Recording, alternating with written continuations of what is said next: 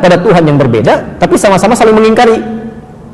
Ya, kita toleransi aja, nggak apa-apa. Kamu ibadah di sini, saya di sini. Kamu kamar sini, saya kamar sini. Tapi ketika berdoa di sini mengingkari, ya itu nggak benar, ini yang benar. Dia mengatakan itu nggak benar, ini yang benar. Nggak akan maslahat kehidupannya. Ya. Makanya kata Buya Hamka dulu, kata Buya Hamka, sesungguhnya orang-orang, maaf, yang terjebak dengan kemunafikan tingkat tinggi, yaitu orang yang hadir pada ibadah agama umat lain.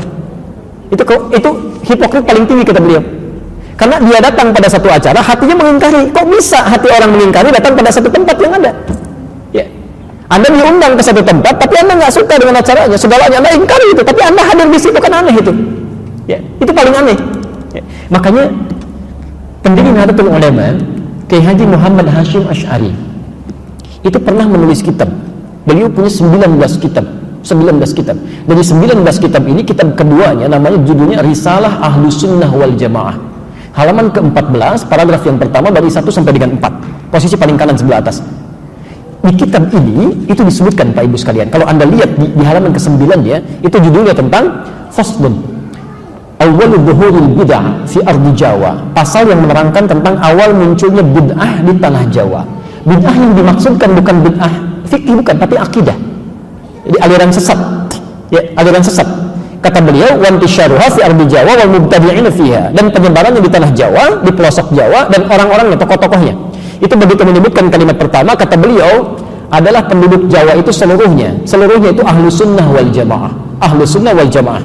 Tapi tibalah kemudian di tahun 1330 Hijrah, alfun wa thalathimi'atin wa thalathina hijriyatan, tiba-tiba entah dari mana masuk paham-paham ke Jawa, merubah keadaan-keadaan ahlu sunnah itu, bahkan ada penyimpangan-penyimpangan. Ya, halaman 10-nya paragraf kedua dari 1 sampai 3, posisi paling kanan sebelah bawah.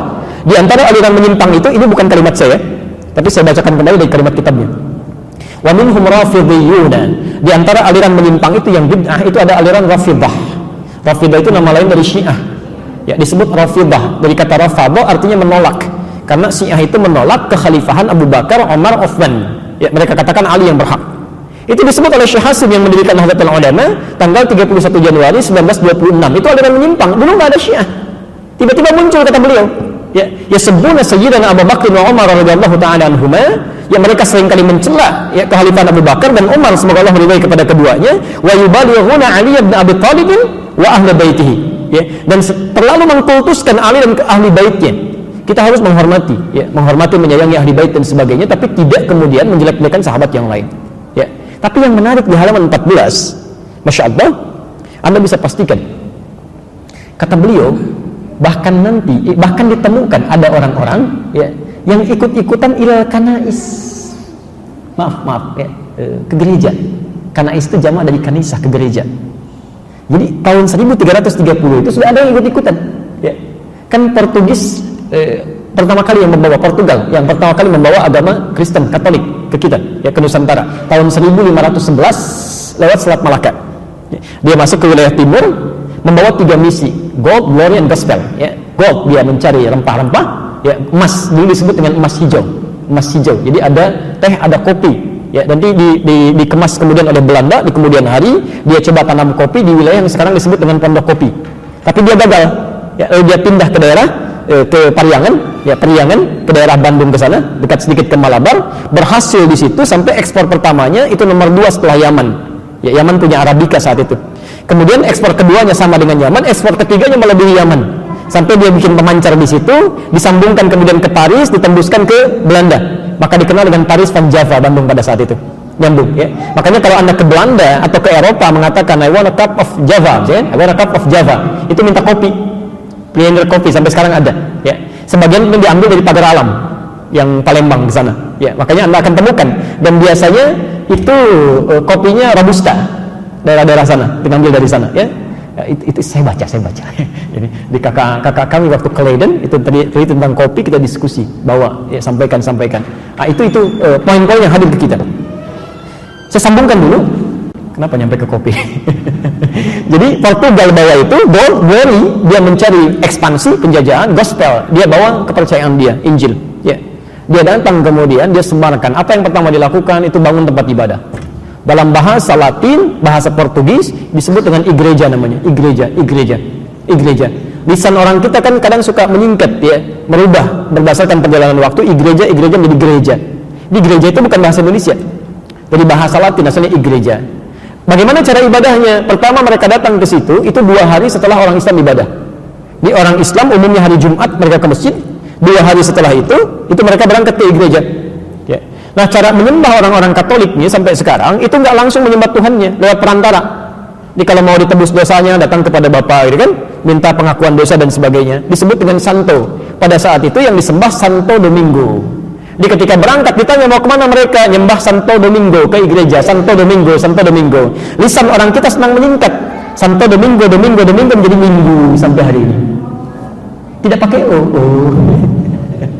itu disingkat jadi minggu itu nggak ada Pak, nggak ada, itu bukan bahasa Indonesia asli, bukan ya. Dulu Ahad, semua mengatakan Ahad ya, Santo Domingo disingkat jadi minggu. Orang kita kan senang menyingkat, bahkan kadang jauh ya.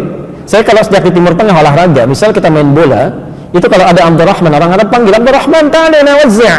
Abdurrahman sudah oper bagi, orang kita enggak, man oper. Ali dia di Domingo, minggu. Hadirlah sampai hari ini. Di masa tahun 1330 Hijrah berkembang itu, Kiai Haji Hasyim Asy'ari memberikan fatwa, tidak boleh ikut-ikutan masuk ke gereja. Bahkan beliau menghukumi siapa yang ikut ke sana mizayyin, bahkan sekedar mengenakan simbol-simbol, pakai topi dan sebagainya, fahuwa kafir, maka ikut dalam kekafiran mereka. Man tashabbaha biqaumin fahuwa minhum. Itu keluar fatwa. Ya. Hati-hati Bapak Ibu sekalian, hati-hati ya, ini tidak mudah. Nah, jadi persoalan sekarang, kok bisa sekarang semakin berkembang? Ya. Saya nggak bisa memahami itu. Mohon maaf, saya tidak bisa memahami sampai hari ini. Kok bisa adzan berkumandang di tempat ibadah orang lain? Buka puasa di tempat ibadah orang lain, ngapain? Pantasan orang-orang singgah di masjid habis dibawa ke tempat ibadah agama lain. Kan selawatan di tempat ibadah agama lain kan kacau seperti itu. Ya. Itu nggak tepat ya, itu tidak tepat. Jadi maksud saya, tolong jangan sekali-kali dikiaskan sesuatu dengan hal yang berbeda, itu salah. Ya, al-qiyas ma'al fariq batil. Menganalogikan sesuatu dengan yang tidak tempat, hukumnya gugur.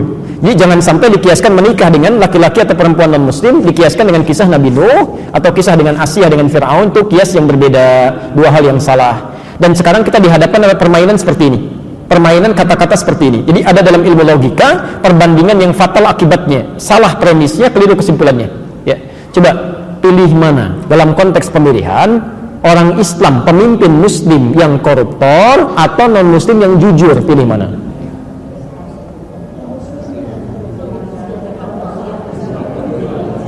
Kan? Pelan-pelan. Itu nggak ada jawabannya. Karena pertanyaannya salah. Pertanyaan yang keliru melahirkan jawaban yang salah. Kalau Anda ingin membandingkan sesuatu dalam kaidah ilmu logika, itu harus apple to apple, harus sama. Tapi kalau Anda bandingkan orang Islam yang jujur, bandingkan dengan non-muslim yang jujur, fair itu. Jadi kalau Anda bandingkan misalnya orang Islam yang koruptor, bandingkan juga dengan non-muslim yang koruptor. Ya, harus sama. Coba ibu deh, ya, atau bapak, coba bandingkan, pilih mana, terasi Subang atau apel Malang, mana yang enak? Gak nyaman, terasi dengan terasi, apa dengan apel, itu baru fair. Nah sekarang kita pikiran kita diacak, lebih baik non-muslim yang gak dapat hidayah tapi jujur dibandingkan dengan orang Islam yang koruptor. Emang semua orang Islam koruptor? Ya kan cek mana yang baik, kok itu penyesatan logika, itu salahnya fatal di situ. Ya. Kecuali kalau perbandingannya sama, misal muslim yang koruptor dibandingkan dengan non-muslim yang koruptor, pilih mana?